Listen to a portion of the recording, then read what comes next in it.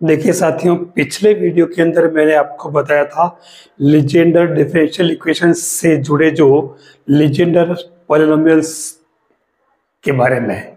वो थे P N x, और पी एन एक्स कहलाते हैं फर्स्ट काइंड लीजेंडर पॉलिनोमियल्स। ये मैंने बता दिए, उसमें P0, P1, P2, P3, P4 कैसे निकाले जाते हैं मैंने निकाल के बता दिया, और आपको उनको याद भी रखना चाहिए एग्जाम में डायरेक्ट अप्लाई करने के लिए। और उसके लिए मैंने क्या यूज किया था, रोड्रिगेज फॉर्मूला से। ठीक है, अब बात आती है second kind of Legender polynomials. ये कहलाते हैं क्यू एन एक्स। तो क्यू एन एक्स में भी अपन Q0, Q1, Q2, Q3, Q4 इस तरीके से निकाल सकते हैं। मैंने यहाँ पर जो लिखा है देख लीजिए, ये Q0, Q1, Q2, Q3 तक मैंने यहाँ पर लिख रखा है। आप चाहे तो Q4, Q5 सभी निकाल सकते हैं। यहाँ Q0, Q1, Q2, Q3 इन सब के अंदर एक टर्म जो है वो कॉमन देख लीजिए, log ऑफ 1 + x/1 - x सबके अंदर आ रही है। बाकी जो टर्म है फर्स्ट में और लास्ट में, आई थिंक मेरा जो मानना है आपको इनको याद रख लेना चाहिए। लेकिन अगर आप कहें कि नहीं ये आए कैसे, तो मैं इनको आज डिराइव करके बताता हूं कि ये आए कैसे। आप चाहेंगे डिराइव करना, मैं कर देता हूं। ठीक है, चलो हम स्टार्ट करते हैं Q0 से Q1, Q2, Q3, Q4 इस तरीके से। देखिए QNX जो है वो PNX का ही फंक्शन है उस टर्म में, और QNX इक्वल टू होता है आपके PNX integration of 0 to x यानी x की टर्म में ही, और एक नया फंक्शन चलता है पॉलिनोमियल WX अपॉन PNX और इस पूरे का होल स्क्वायर dx। ये फॉर्मूला हम इसमें अप्लाई करेंगे। हम सबसे पहले इसके अंदर अगर यूज करें n = 0, तो ये Q0 क्या बनेगा, Q0x PNX it means P0x integration of 0 to x, और यहाँ जो एक नया फंक्शन आता है WX। तो देखिए WX जो नया फंक्शन क्या है पॉलिनोमियल, WX इक्वल टू होता है आपके e⁻ integration of -2x upon 1 - x² dx, और ये बन जाता है 1/1 - x²। आपको हर QNX में ये WX याद रखना, और सब जगह WX की जगह पर ये वाला पुट करेंगे। ये आया किससे, ये जो हमारा लीजेंडर डिफरेंशियल इक्वेशन है 1 - x² y double days minus 2x y days plus n × n + 1 y = 0, इससे ये डिराइव किया गया है। तो कुछ टर्म आपको याद रख लेनी चाहिए, इससे आपके क्वेश्चन करने में इजी रहेगा। हर चीज आपको उसमें डिराइव नहीं कर सकते एग्जाम के टाइम में। तो यहां आपके क्या बन जाएगा देख लीजिए, WX dx, और नीचे कौन बैठेगा P0x होल स्क्वायर। हम इसमें वैल्यू पुट कर लेते हैं, तो Q0x क्या बन जाएगा, P0x क्या होता है हमने P0x P1 P2 P3 निकाले, तो P0 जो होता है 1 होता है, तो हमारा काम खत्म। और WX आपके क्या बन जाएगा 1/1 - x², और अपॉन में P0x का होल स्क्वायर है, तो 1 और होल स्क्वायर dx कर दीजिए। बस इसका इंटीग्रेशन कर लीजिए, याद होगा आपको इसका integration dx upon a² - x² क्या होता 1/2a log a + x upon a - x होता है। तो ये वाली बात आप इसमें यूज कर लें, तो ये हो जाएगा 1/2, और ये बन जाएगा log of 1 + x upon 1 - x। तो यही तो लाना था आपके, तो ये Q01 आपकी क्या आ जाएगा इस तरीके से 1/2 log 1 + x/1 - x। ये आपके इसका तरीका रहेगा। मैं ऐसे ही Q1x निकाल के बता देता हूं। इसके लिए हम n = 1 पुट कर लें, तो उस केस में आपके Q1x क्या बन जाएगा, ये बनेगा P1x इंटीग्रेशन और ये wx dx और नीचे Pnx यानी P1x क्या होता, वो होता है आपके ओनली x। तो मैंने इसकी जगह होल स्क्वायर पुट कर दिया और आपको ये पता है ये कि wx क्या है 1/1 - x²।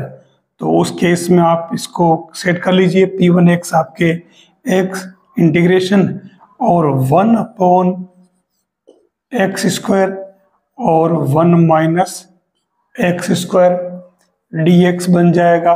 करना क्या, अब इसका इंटीग्रेशन ही तो करना है, तो पार्शियल फ्रैक्शन से कर लीजिए आप। a/,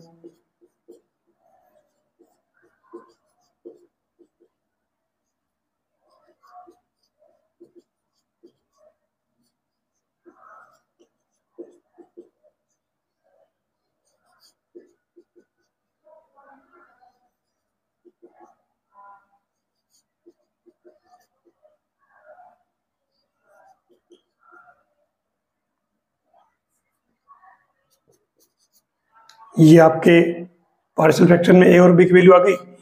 तो आप इसको इस तरीके से सेट कर लीजिए, integration of a dx/x² b dx/1 - x² और ये x बाहर और a और b तो 1 हो गया, तो ये x² आ रहा है नीचे। तो इसका क्या बन जाएगा आपके, ये बन जाएगा x की पावर -2 + 1 और ये बन जाएगा 1/2a log ऑफ और 1 + x/1 - x। बस ये हो गया, आप देख लीजिए। तो ये क्या बनेगा आपके, इस टर्म को तो आप एज इट इज कर लीजिए। तो ये आज इसको पहले लिख रहा हूं मैं, तो ये x/2 log of 1 + x/1 - x और यहाँ क्या बचेगा 1/x बचेगा, तो ये -1 रह जाएगा। देख लीजिए ये अपना आ गया Q1x। तो Q1x निकालना अभी मैंने बता दिया। ऐसे ही हम Q2x, Q3x, Q4x सभी निकाल सकते हैं। देखिए हम Q2x अगर आप निकालने बैठोगे ना, तो उसमें यहाँ पर इंटीग्रेशन जो है वो ज़्यादा कॉम्प्लिकेट हो जाएगा।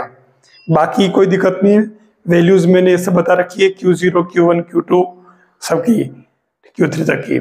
तो आपको क्या करना है, डिराइव करने का तरीका बता दिया है, लेकिन आपको यथासंभव इन वैल्यूज को याद कर लेना है, क्योंकि इन पर जो क्वेश्चन बने हैं, अभी तक जो क्वेश्चन बने हैं वो क्या बने, मैंने अभी पिछले वीडियो में बताया था कि जैसे अभी जो पिछले वाले पर क्वेश्चन पूछा, क्या पूछा कि आपको फाइंड करना है P5 Q3 - Q5 P3 की वैल्यू क्या होगी।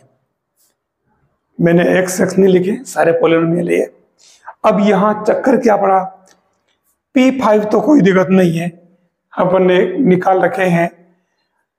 Q5 की वैल्यू निकालना आपके लिए बहुत ज्यादा लेंदी हो जाएगा, ठीक है। तो एक बात बताना चाहूंगा कि ये मुझे बोलना तो नहीं चाहिए, लेकिन मैं कह रहा हूं कि इस तरीके का क्वेश्चन पूछना मेरे हिसाब से ठीक नहीं था, क्योंकि Q5 की वैल्यू अगर वो इस मेथड से एग्जाम में निकालेगा तो शायद वो Q5 ही निकाल पाएगा और पूरा वो जो 2.5-3 घंटे मिलते वो खत्म हो जाएंगे, और हो सकता है Q5 भी नहीं निकले, कैलकुलेशन मिस्टेक हो जाए।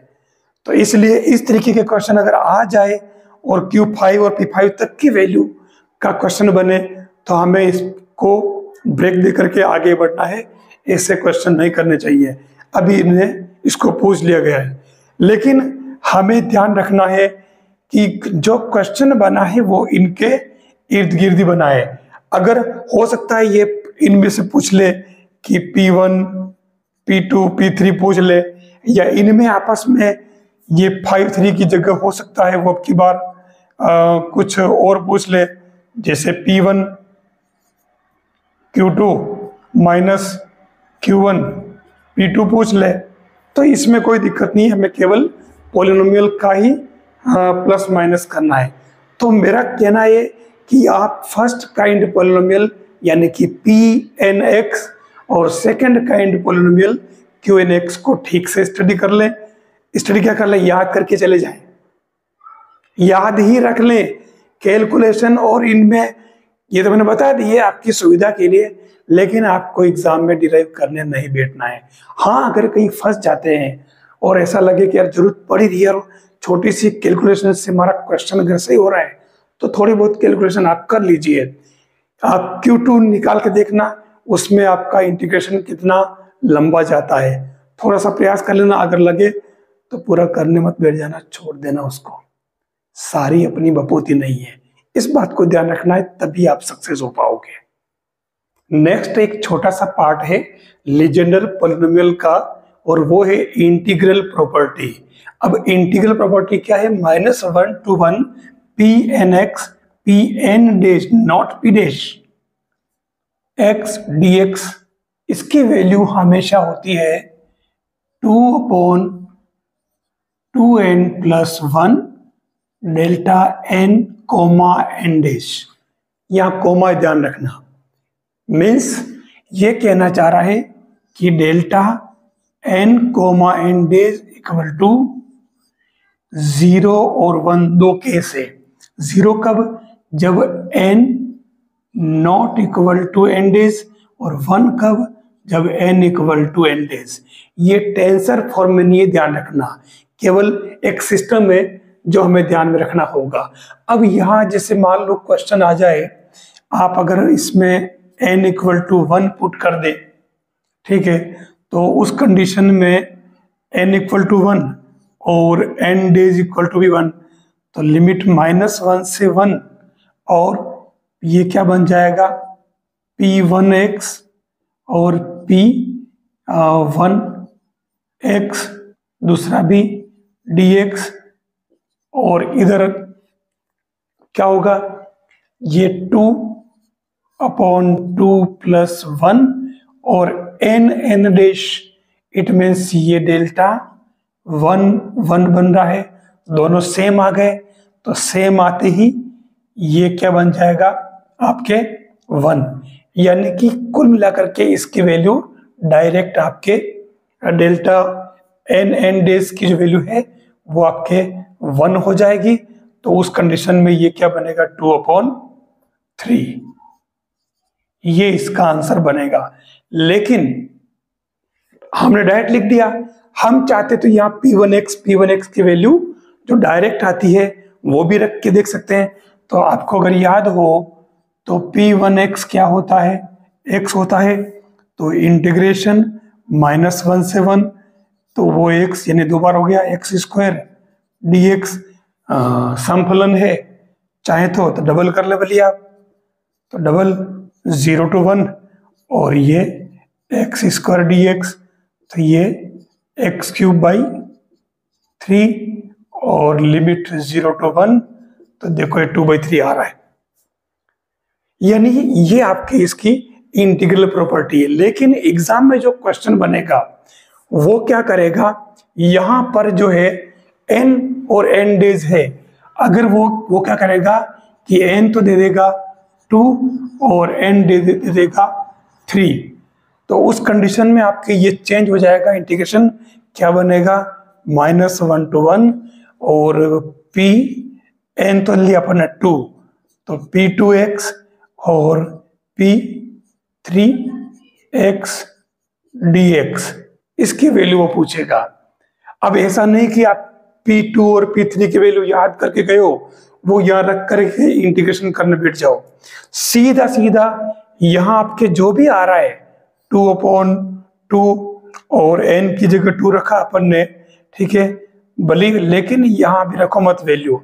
आप तो यहाँ देख लो कि डेल्टा, और यहाँ क्या आ रहा था आपके, दोनों n और n डेज नॉट इक्वल है। इसका मतलब ये पूरा का पूरा क्या हो गया, 0। तो इसका आंसर 0 आएगा। वो वहां पर क्या करेगा, डायरेक्ट इस प्रकार का क्वेश्चन पूछेगा। और तो और वो क्या करेगा, यहाँ 2 और 3 की जगह वो पूछ लेगा इंटीग्रेशन ऑफ -1 to 1 और p 4x p 5x dx।